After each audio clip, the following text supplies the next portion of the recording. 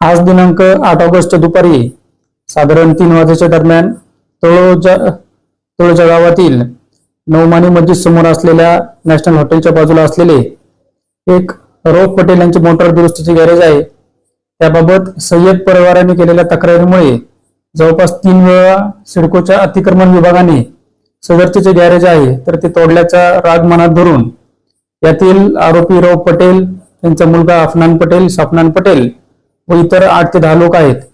तर त्यांनी लोखंडी रॉड, चाकू आणि बांबू यांच्या साह्याने यातील राफेल सय्यद, सैफ सय्यद, सलमान सय्यद, सफवान तिदारे व इतर 3 व्यक्ती यांना जबर दुखापत करून जीवे ठार मारण्याचा प्रयत्न केला.